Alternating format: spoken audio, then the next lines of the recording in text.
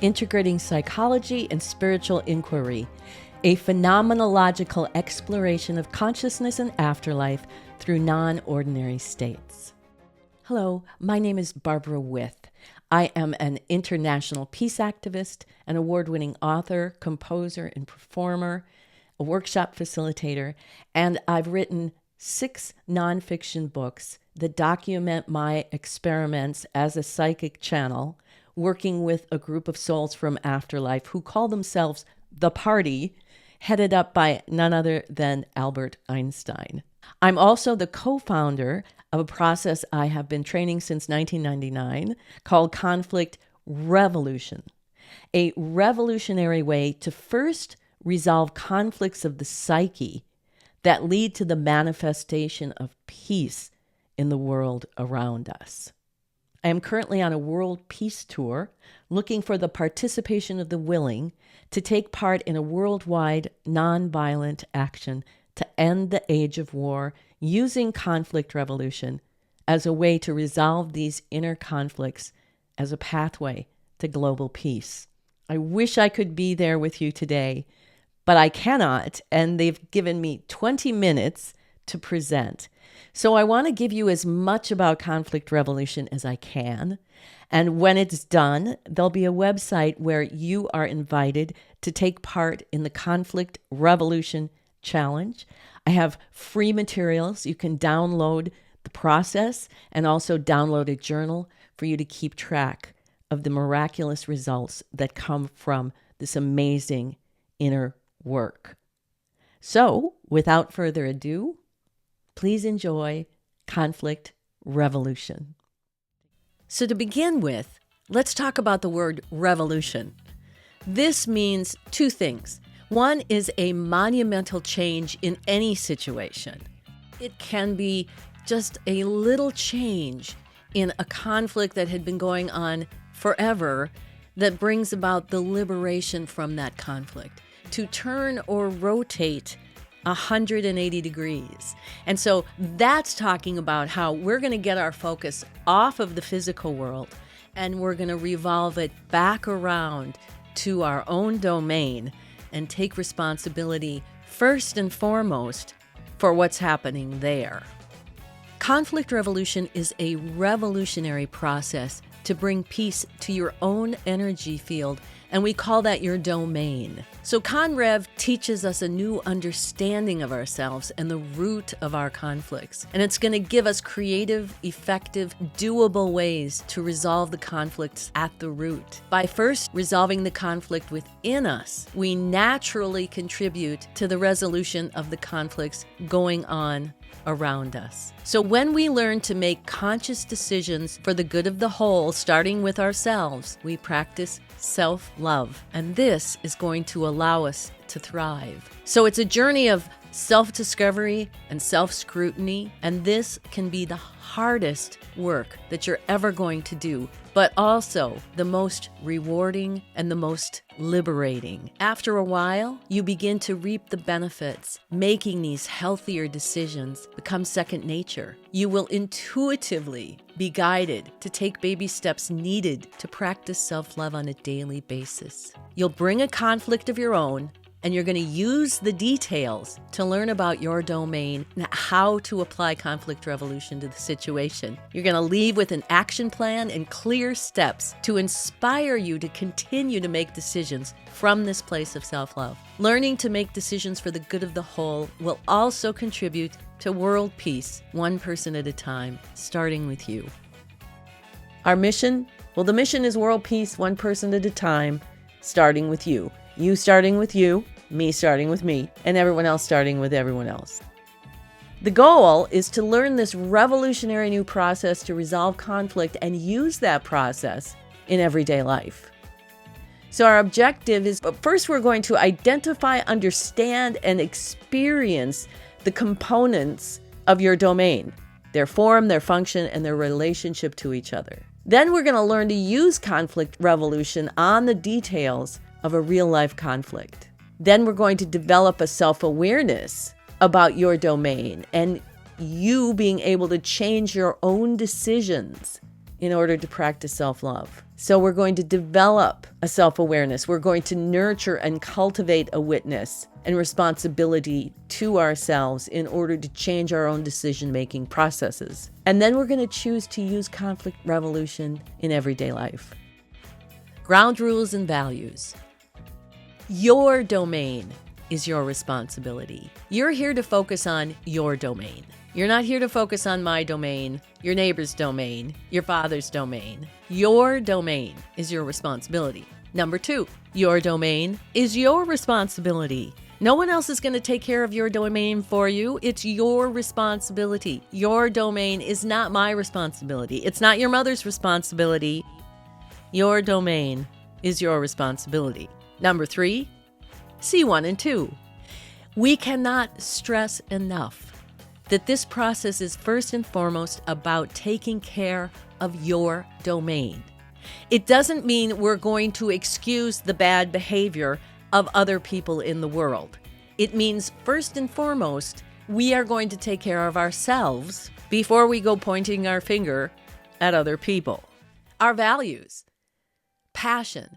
Not only do we have the right to feel all of our feelings, it is our personal responsibility to feel all of them and make sure that they are flowing through us in positive, regenerative ways. It is our creative force. It is the motivation that gets up to stand up and be creative. So we have every right and responsibility to feel the entire gamut of emotion that runs through us. And we're going to teach you a new way to do that. Creativity. Creativity is our birthright. We are made of creative energy, and we highly value using imagination to find creative solutions to these conflicts. And once we develop this creativity as a way to deal with the conflicts, we can use that creativity in every single area of our lives. Non-judgment. This is a science project. Objectivity is crucial. We don't even judge judgment. We want to know where you're being judgmental. Yes, we're going to find out where we're being judgmental, and we're not even going to be judgmental about it. And lastly is humor, because humor lightens the load. And if you're not going to laugh at yourself, surely other people are going to do it for you. So lighten up. So your domain is the totality of the life that you are in charge of. Everyone has their own domain, and every day you have to deal with a lot of people's domains. So it's important to recognize which domain you have control over and which ones you don't, and then how to exercise that control. So your domain is much bigger than just your physical body. It's really like having a house that's sitting on 1,000 acres of land that's made up of these 5 different rooms. So there's the room of your intellect, the room of emotion, the room of intuition, 1,000 acres of spirit, and the witness. Now, the old understanding of self has you living in this 1-room house on a 1-acre plot. Imagine discovering you've got this huge house with many more rooms and 1,000 acres that you never knew you were living on. So you thought you had 1 acre and 1 room, but now you're discovering you had a huge house with 1,000 acres. So let's go through these rooms. The room of the intellect. The intellect is the constant stream of self-talk that runs through your head. Contains the ego, which uses imagination and language to create descriptions of what you're experiencing in your world. These are the voices of culture. The voices of culture tell the story of who you think you are. So some parts of that story are objective, and we treat them as facts. Okay, I'm a woman, I'm black, I'm a mother, I'm homeless. These are objective facts. The other parts of the story are subjective, and they're like opinions. I'm ugly, I'm competent, I'm attractive, I'm worthless. Subjective voices of culture are called judgments. Now remember, intellect will lie to you. It will tell you all day long that you can't do things that you can, that you are who you aren't, that other people are who they aren't. Intellect is going to lie to you. And intellect is where all conscious and subconscious decisions are ultimately made, because it is the home of free will. It's located in your head. And you are so much more than you think you are. So much more. Now let's talk about the room of emotion. There are two very important things.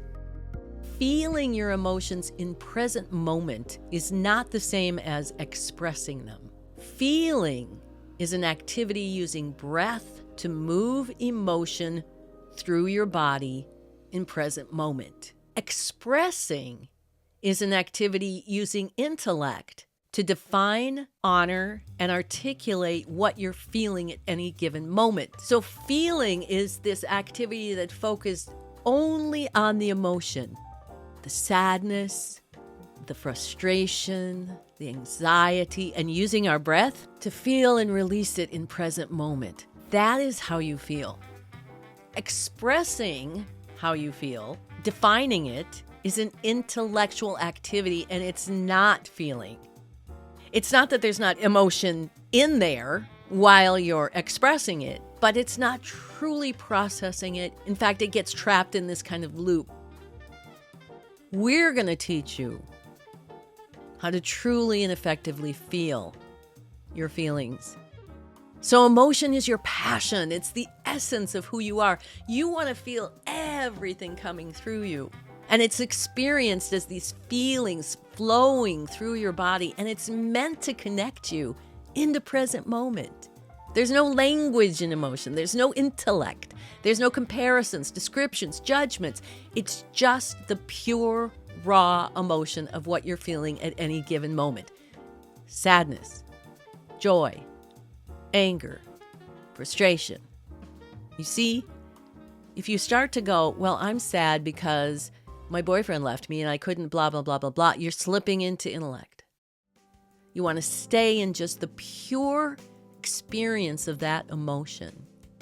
Intuition is the ability to know something without the use of rational processes. The room of intuition is filled with this small impelling, telling us to take the next most advantageous step for the good of the whole. So intuition is in essence the voice of self-love within you, impelling you to take the next best step for the good of your entire domain. Intuition is a natural part of absolutely everyone's domain. It's like having this room in the attic with an antenna that's picking up symbols all across the 1,000 acres. And somehow intuition knows what's going on in the entire domain and is going to impel you to do what's best for the whole of it. You can experience this in different ways. A subliminal message, instructing your heart to beat without you thinking about it. Maybe it's a physical feeling, chicken skin or a gut feeling. Sometimes it's an unscripted action. For example, you stop at a green light only to have a car run the red light that would have hit you. Or maybe it's an actual message, a language message. Call your mom, take the job, turn left. But it's always the next step for the good of the whole. It's not about next year, next week. It's about the next step in present moment that compassion, that intuition is impelling you to take for the good of the whole situation. And it's located in the heart. Now you have these 1,000 acres of spirit. This is this invisible life force that connects up all the rooms of your house that all together make up your entire domain. Spirit is like these fiber optic lines, like Wi-Fi, that carries the intuitive message throughout the whole of your domain. It connects all the rooms of your house, but it's bigger than that too. It is the boundary that separates your domain from everyone else's domain. It surrounds your 1,000 acres of spirit and creates a microcosm within that boundary. And spirit is the vital principle or animating force within human beings. It is that life force. And lastly, we have the witness. Now, the witness operates inside the intellect, so it's a thinking process, but it's an objective observer of your entire domain who can consciously discern between your intellect, your emotion, and your intuition. So like a director of a play, rather than the actor on the stage, the witness can step back and analyze what's taking place within the domain from a place of detachment and non-judgment. And it's the witness that distinguishes between the stories in your head of who you think you are and then who you really are based on the observation of your own actions. Like a witness called to testify before a court who can influence the outcome of a trial, witness attests to what is actually taking place in your domain, and it possesses the power to influence free will decisions. Every decision you make creates your life. Imagine how many decisions you make in one day. The more you can look at your life from the view of the witness, the more you can consciously choose what decisions you make to respond to any situation. As the leader of your own life, you can learn how to make decisions that are in your own best interest. This is self-nurturing. And as you nurture yourself, you make conscious choices about what you want and need based on what's best for you. In this way, you practice self-love, taking good care of yourself. Whoever taught us how to do this? Remember, no matter what, you always have a choice as to how you will respond to life. By stepping back into your witness, examining the situation, and choosing your next most advantageous step, you become the master of your own life. What do you want to create? And how are you going to create it? So these are the parts of your domain. And as we move forward and we're going to resolve a conflict, we're going to get to know all of those parts, how they work together, and how you can have mastery over them. So if you are inspired to take part in the Conflict Revolution Challenge, please go to my website, barbarawith.com/conflict-revolution-challenge. And there you'll be able to download everything that you just saw, plus step-by-step instructions for how to take a personal conflict, hopefully one that is active in your life, and apply the principles and the processes to first resolve it within your intellect, your intuition, and your emotion, which then has a profound effect on what will manifest in the world around you. You can keep track daily. You can be inspired to step into your witness and pay attention to your own domain. And I really believe that the more of us do this, the more we will be working in our own way to help with world peace. And maybe more importantly, it will help us grow and thrive, be happy, contented, find peace, and contribute to the world in a way that I'm sure that we all want to. So thank you so much for allowing me to present, and reach out when you download your Conflict Revolution Challenge, and I'd be more than happy to help. Have a great rest of the conference, and thank you again.